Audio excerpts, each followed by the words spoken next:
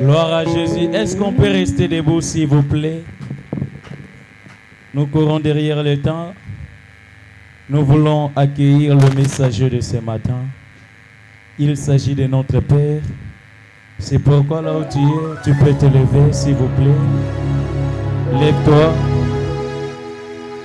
Il est écrit, béni soit le pied qui annonce la bonne nouvelle. Amen. C'est pourquoi, sous nos applaudissements, nous allons inviter du haut de ce cher notre papa, l'apôtre Delphi Kingombe, son interprète, le pasteur Daniel. On acclame le Seigneur, acclamons Jésus.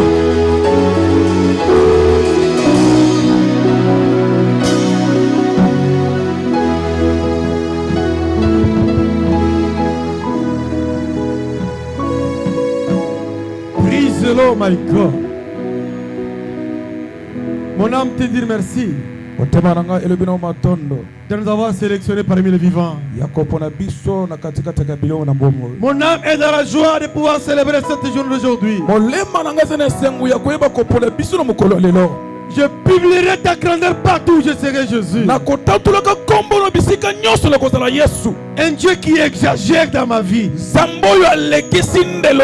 ce que tu fais dans ma vie, tu exagères. Au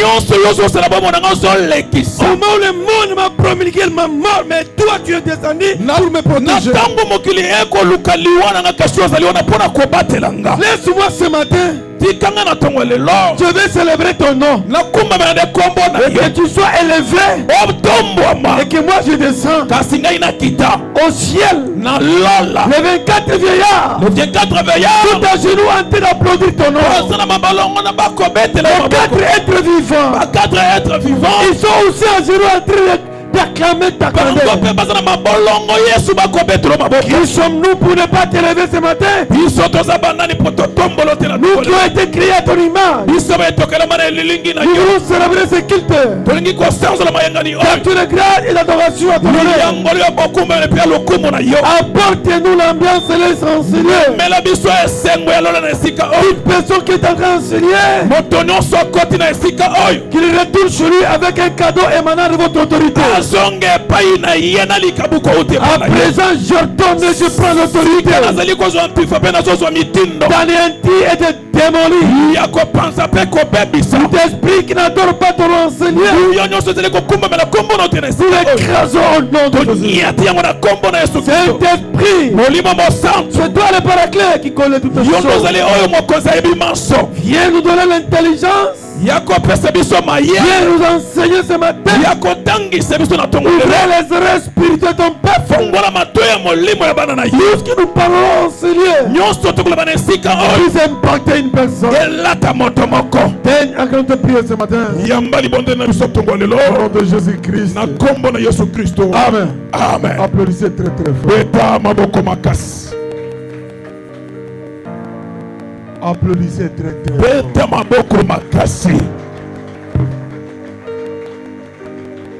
Amen, amen. Amen. Est-ce qu'il y a-t-il quelqu'un qui a la joie? Aide-moi à dire de voisin bon appétit au nom de Jésus. Parce que Jean-Jacques, si tu es là, tu peux monter vite, nous allons lire. Nous allons parler de ce livre aujourd'hui. Mais notre thème est intitulé Okomona lipambo lilanga kasokole yango te. Amen. Tu verras ma bénédiction, mais tu n'en mangeras pas. Nous sommes dans le livre des Rois 7, 2 à 3. Mets-toi debout, bien-aimé, pour honorer la parole. Nous lisons des Rois, chapitre 7, le verset 2 jusqu'au 3e verset au nom de Jésus. Amen. L'officier sur la main duquel s'appuie le roi répondit à l'homme de Dieu.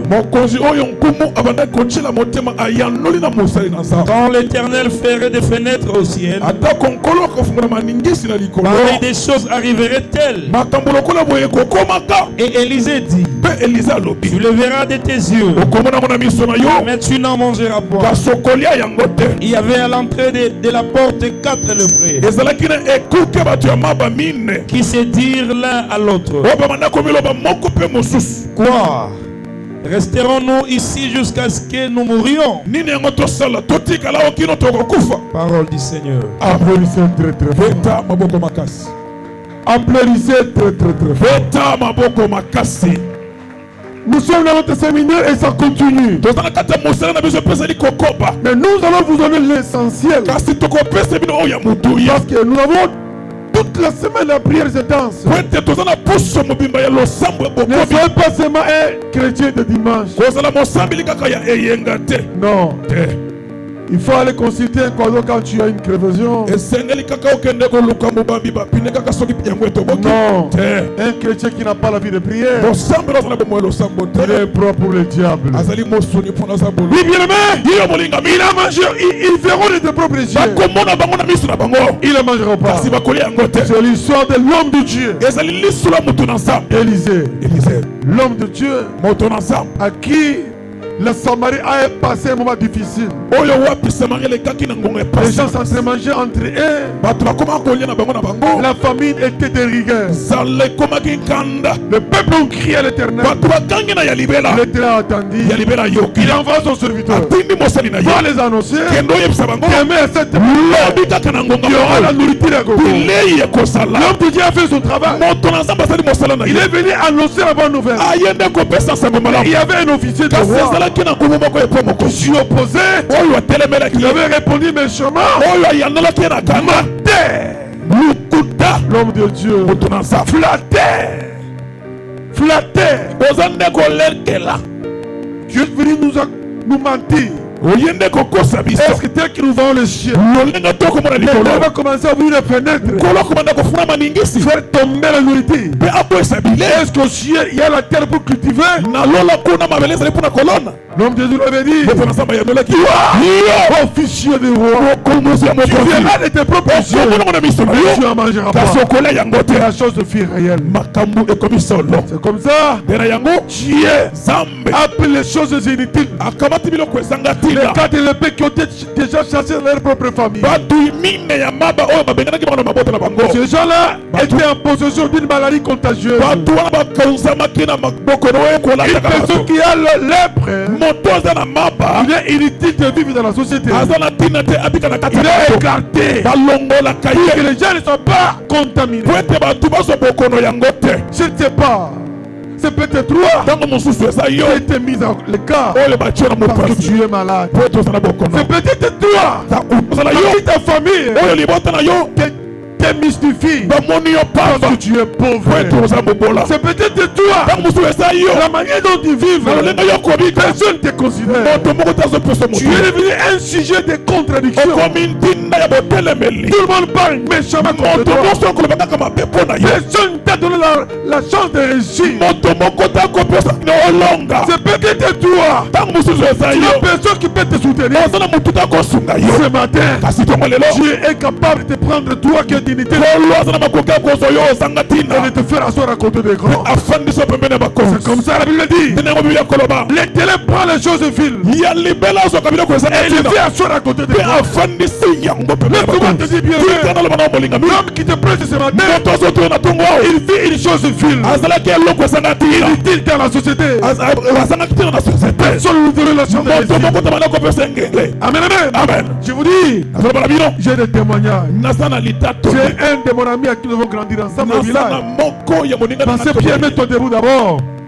Cet homme me connaît mieux plus que vous autres. Il me connaît plus que madame mon épouse. Il connaît aussi mes faiblesses. Moi je vis aussi Kuluna. Ah oui, j'étais un provocateur. Moi je partais créer des difficultés à notre famille. Nous étions plus de 50 personnes. J'étais la première personne qui allait créer des combats. Je peux aller là-bas. On me tape, on me blesse. Je viens avec le sang chez nous. Quand les membres de ma famille vont avoir ça, on va prendre la colère. Chacun va prendre le tramotina. On va agresser. Et quand on agresse, tout le monde doit fuir. C'était votre père. Aujourd'hui Dieu l'a ramassé. Il lui a donné valeur ajoutée. C'est comme ça je vais te dire, tu n'es pas inutile. toi qui as Jésus, même si votre hier était méchant, aujourd'hui, tu es la chose que Dieu te prépare pour te faire monter, pour que tu sois utile dans la société. Oui, les quatre prêts, les choses inutiles, Dieu leur avait utilisé. Il s'est posé la question. Il y a la famille en Samarie. Au côté de Syrie, il y a à manger. Quoi nous devons faire? Resterons-nous ici? La mort va nous tuer. Si nous part là-bas, il y a la nourriture. Alors, on doit se décider. Dans la vie, il faut avoir la décision. Amen. Celui qui n'a pas prendre les décisions, il va mourir sur place. Il y a des décisions qui peuvent t'apporter une solution. Il y a des décisions qui peuvent te délivrer. C'est comme ça les quatre et les prêts se sont jetés dans le cas de Syrie. La Bible dit pendant qu'ils partaient, l'Éternel a fait sortir un bruit de chant dans les pieds. Pendant qu'ils fuyaient, ils ont abandonné leurs richesses, ils ont abandonné leurs avoirs, ils ont trouvé la ville pleine de choses à manger. Ils ont récupéré, ils sont retournés et donner l'information au roi. C'est comme ça qu'il dit. Les rois n'avaient pas écouté. Non, c'est impossible. Il envoie les gens pour la vérifier. La chose était réelle. Nuitamment, il ordonna à son peuple d'aller s'approvisionner. Là, nous sommes dans le livre toujours 2 ou 7, 19 qui nous dit ceci. Et l'officier avait répondu à l'homme de Dieu. Quand l'Éternel fera des fenêtres au ciel, pareille chose arrivera-t-elle? Élisée avait dit, il le verra de tes propres yeux, tu en mangeras. C'est en effet ce qui fit arriver. Il fit écraser la porte de Samarie et il mourut. Tes ennemis mourront avec toi. Ils mourront avant toi. Toute personne qui prépare un bois pour te faire pendre, tu dois sauter. Toi-même sera pendu. Jésus. Bien-aimé, la grandeur des combats, c'est la grandeur de la victoire. Ne fuyez pas les combats. Si la difficulté arrive dans ta vie, croyez que derrière la difficulté, croyez que derrière la difficulté, il y a de bonnes choses qui t'attendent. Oui, peuple de Dieu, tu dois te décider. Peuple de Dieu, n'aime pas les cadeaux. Non. Aimez le salaire. Il y a aussi les cadeaux empoisonnés. Moi je me souviens le jour où il y a eu mon mariage avec madame mon épouse. Il y a des gens qui m'ont amené seulement un papier hygiénique. Mais il mange les choses de plus de $10, $20. Il m'amène le papier hygiénique. Il y a 500. L'autre il m'amène 500 fois divisé par 3 l'enveloppe. Est-ce qu'on peut dire ça? C'est un bon cadeau ça. Au lieu, on mérite 5 sucrés et bakata foufou et bakata biloko, on peut signer un terme de 500 fois. Pour en faire quoi? C'est ça les cadeaux. N'aimez pas les cadeaux. Aimez votre salaire. On va se savoir. Puis-je avancer? Puis-je avancer? Oui, Père de Dieu. Les quatre épées ont pris une décision. Mais ils ont sauvé tout un peuple. Toi aussi. Pourquoi tu n'as jamais pris une décision? Tu veux faire une vie stagnante. Tu ne veux pas travailler. Tu veux que tout tombe. Non. Il faut travailler. Tu as tes deux mains, tes deux pieds. Tu es un homme normal. Mais tu veux toujours qu'on te donne. Son péka, son belanga, kabelanga, pesanga. Aujourd'hui, ici, amen. Tu dois travailler. Bien aimé, Commencez même avant de me mettre la presse. Même de l'eau. Je suis capable de fructifier tes avoirs. Amen, amen. Amen. Je prends les choses de ville. Il est fait asseoir à côté des grands. La vie d'une personne, c'est toute une histoire. Peuple de Dieu, nous lisons maintenant 2 Rois 4 et ensuite. Amen. La Bible nous parle d'une histoire. Une histoire vraie. Pendant que j'ai médité cette histoire, je faisais couler les larmes. J'ai vite compris. Si Dieu te donne un véritable serviteur, celui qui est appelé de Dieu, ta vie ne reste pas la même chose. La Bible nous parle d'une histoire réelle. Il parle d'une femme entre femmes des prophètes. Cette femme était veuve. Son mari était décédé. Il avait laissé des enfants. Mais son mari avait laissé des créanciers. Mais ces créanciers se sont présentés devant elle. Il lui avait dit, maman, dans 48 heures, nous viendrons prendre tes 2 enfants et en faire des esclaves. Alléluia. Amen. Cette femme devant cette information, elle est allée voir l'homme de Dieu. L'homme de Dieu, mon mari, il était l'homme de Dieu. Ton serviteur, il est mort. Ce matin, les créanciers sont venus chez moi. Ils m'ont menacé pour récupérer mes enfants et encore des esclaves. L'homme de Dieu lui dit, que dois-je faire? Qu'a-t-il chez toi à la maison? Écoutez, la femme lui dit, l'homme de Dieu, ta servante, n'est que pas d'huile dans sa maison. Un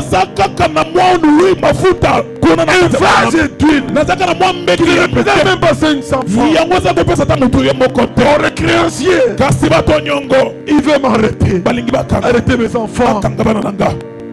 L'homme de Dieu lui dit, oui, c'est déjà bon. Comme tu as un vase, va chez toi à la maison. Va chez tes voisines. Va chez tes voisins. Informez-les.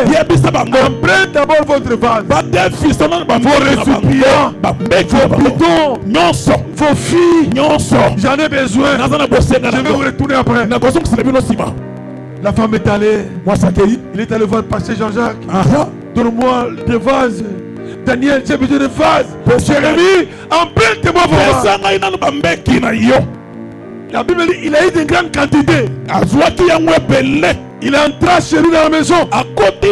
Il ferma la porte selon la recommandation de l'homme de Dieu. Il commençait à remplir des vases. L'éternel dans son dépôt, il a ouvert le robinet de l'huile. L'huile commençait à couler. La Bible dit, pendant qu'il faisait remplir tous les vases étaient pleins. J'imagine même des cuillères étaient pleines. Même tous les assiettes étaient pleins. Quand il a fini, il regardait quand il était tout plus plein. Il a dit à son fils, apporte-moi encore des récipients. La Bible dit, son fils est allé regarder. Il est venu, il dit à maman, il n'y a plus, tout est plein. Quand il a dit ça, il s'arrêta. Je veux dire à quelqu'un, tu es un juge que l'éternel dit. Le ciel est ouvert maintenant. Sois prêt à recevoir l'huile.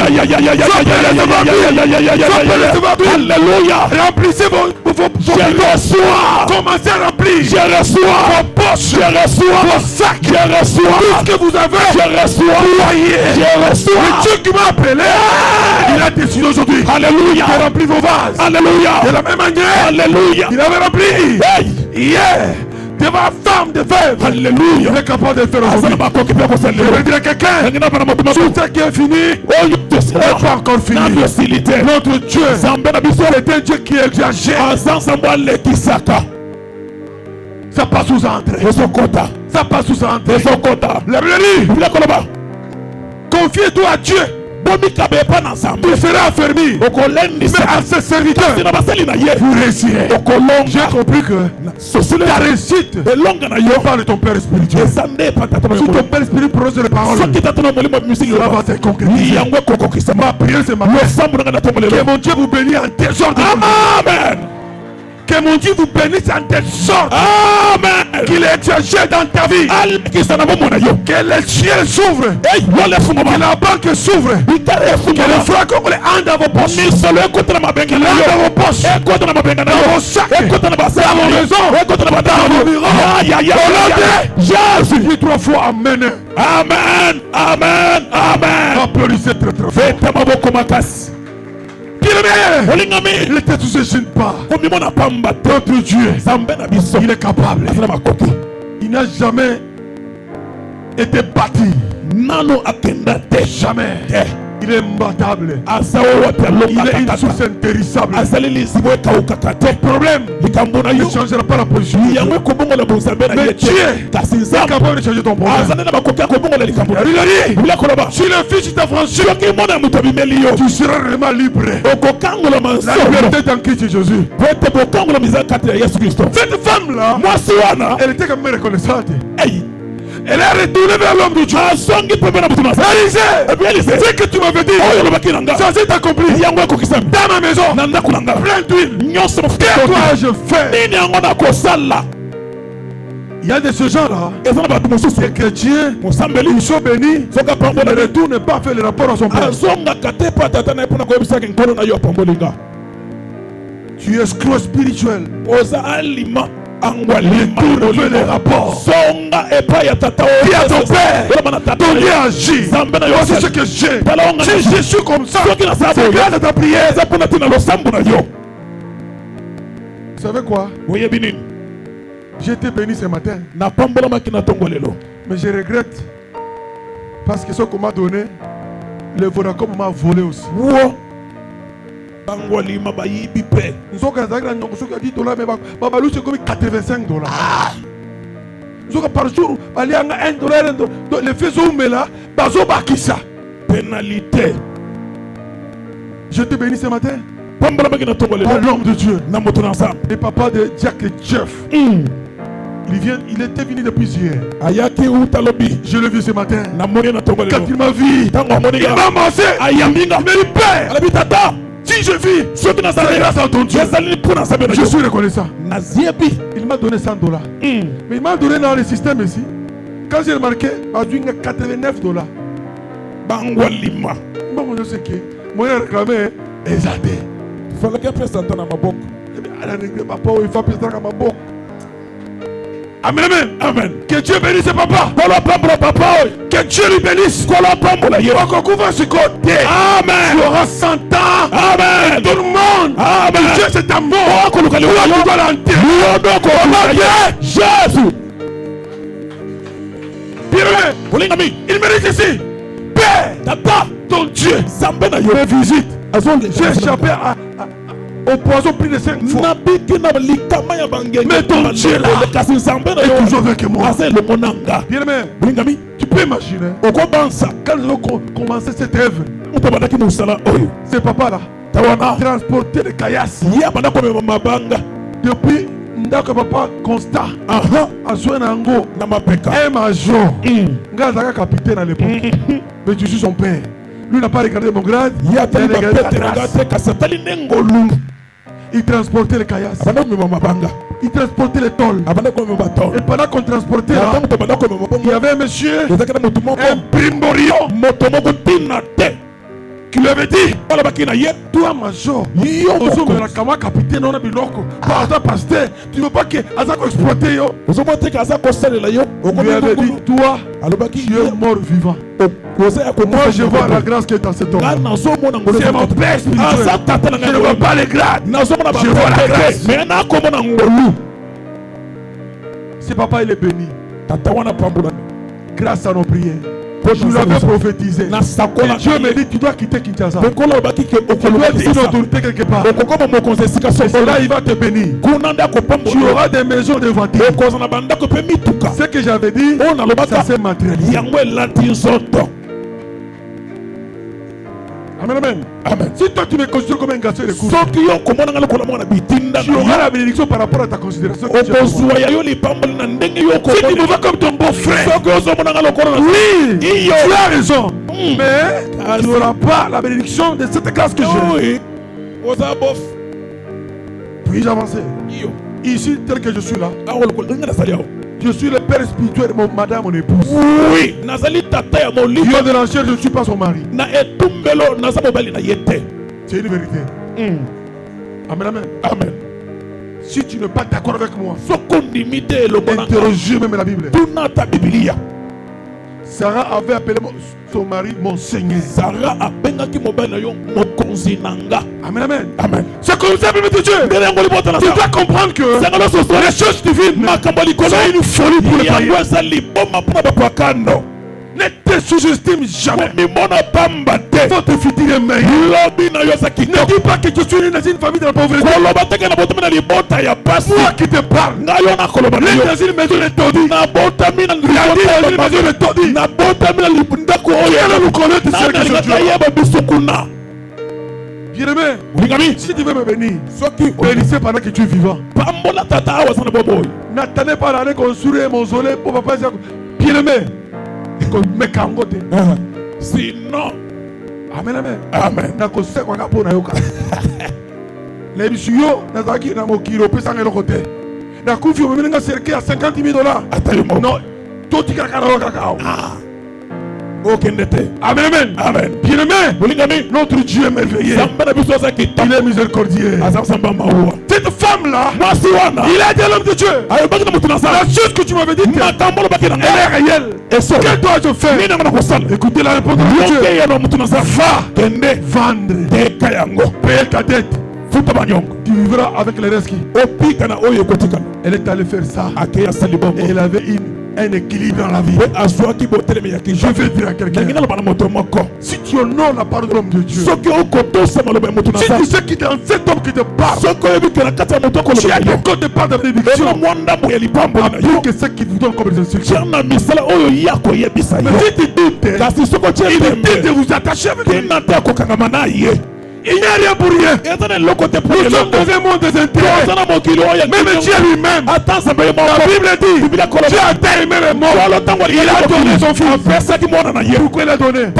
Parce qu'il voulait récupérer. Parce qu'il n'a jamais donné. Attention. La femme a été bénie parce qu'il détenait quelque chose. Dieu ne fait rien là où il n'y a rien. Dieu a planifie et multiplie là où il y a quelque chose. C'est comme ça le bien Moïse. Qu'est-ce que tu as dans ta main? Dieu s'est même vierge. Quand il a tapé, il y avait un boulevard triomphal. Ma prière, c'est que l'Éternel établisse un boulevard triomphal dans ta vie.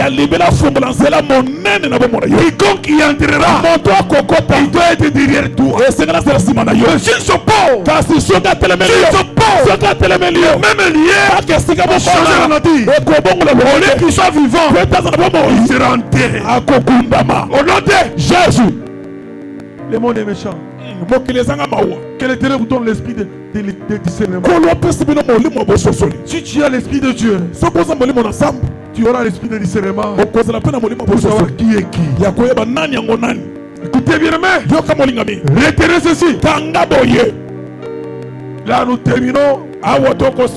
Beaucoup de gens nous disent, papa, pourquoi on termine même avant 11h? Je m'en fous. On a besoin de parler l'essentiel. Je ne suis pas ce pasteur qui commence la prédication de 10h à 15h. Il y a d'autres prédications, quand ça rentre, ça sort. On vous donne le paix, tu retires ce qui est ancien. Ah oui, on m'a appelé, pourquoi toi tu termines avant? Écoutez la réponse. Ma grâce n'est pas la tienne. Ah oui. Retenez ceci, mes enfants. Tu peux être une bonne personne avec un bon cœur. dites non à certaines choses. La gentillesse ne signifie pas oui.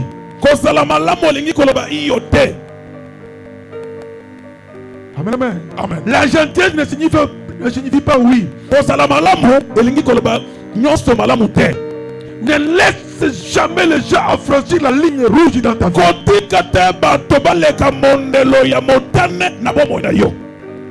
Parce que tu es tolérant.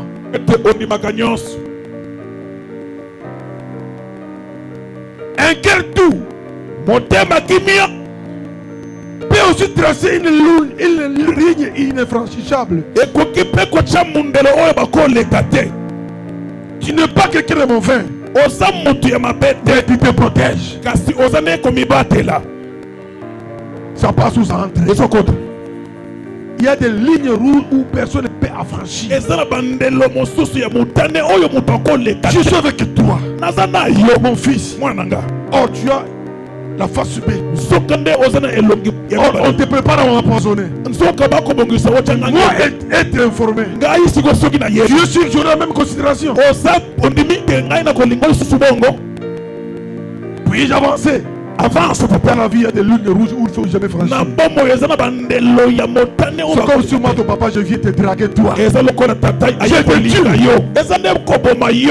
Je ne peux jamais dire ma mort, aimer mes enfants. C'est l'abomination. Amen, amen. C'est l'abomination. Si tu acceptes là, tu acceptes la mort. Puis-je avancer? Christocentrisme, on doit se blesser par la vérité. Vous connaîtrez la vérité, et la vérité vous affranchira. Puis-je avancer? Tout arrive pour une raison. Ça peut faire mal. Ça peut être aussi, ça peut aussi paraître injuste.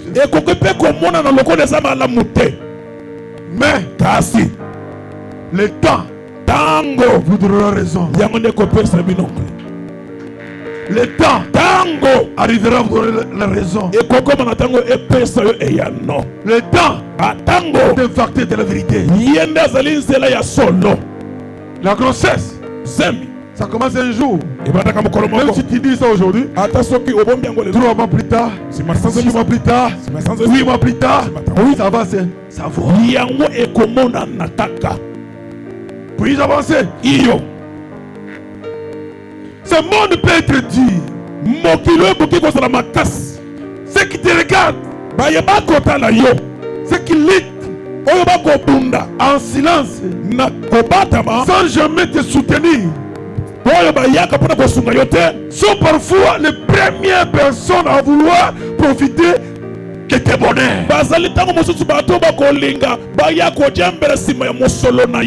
Oh, ils se moquent de toi sur ton parcours.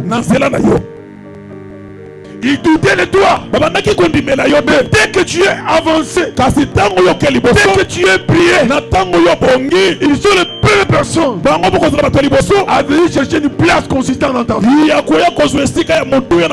Attention, tu dois connaître qui est qui. La personne qui est le Saint-Esprit, il y a l'esprit de discernement. Attache-toi donc à la personne à qui tu estimes que tu as des intérêts. Si toi tu me produis rien là, je vais te donner les deux. Tu ne peux pas être un chrétien sans avoir une tâche à l'église. Non, l'éternel te souviendra à toi en cours. Ne dis pas que tu n'as pas l'argent. Tu as la force, tu as l'intelligence, tu peux avoir une idée, tu peux faire fonctionner l'évangile. Là où tu es incapable d'évangéliser une personne. Mais à quoi être chrétien? Un chrétien doit influencer. Tu es là pour influencer les autres. Tu es là pour constituer une référence. Puis-je avancer? Puis-je avancer? Amen. Pour terminer, on s'est heurté à des murs RT. On s'est RT à demi. On a fait face tellement à des choses et malgré des poids. De tout ce que l'on porte, de tout ce qu'on en dit, abandonner n'a jamais été une option. On a des doutes. On est tombé. Mais on n'a jamais brisé les bras. Car c'est en surmontant et en affrontant les situations de épreuves que Dieu grandit. Si tu veux devenir fort, résister. Résister. Le diable fuira de toi. Dieu bénit sa parole. Au nom de Jésus-Christ. Amen. Est-ce que tu peux applaudir très fort? Ça passe ou ça entre? Ça entre mais ça passe. Et le verbe, je vais prier pour toi. Voilà notre Dieu. Un véritable Dieu. Le Dieu de ma destinée. Nous avons fait notre part. Bénis ton peuple. Ta parole est une semence. Cette semence doit être profitable à ton peuple. Toute personne qui a entendu cette parole, même ceux qui nous suivent en direct aux médias, je t'en supplie au Père, que ta main soit sur eux. Bénis ton peuple, change leur vie, guéris ton peuple, délivre ton peuple, que ta gloire puisse luire leur face. Au nom de Jésus-Christ. Amen. Que Dieu vous bénisse.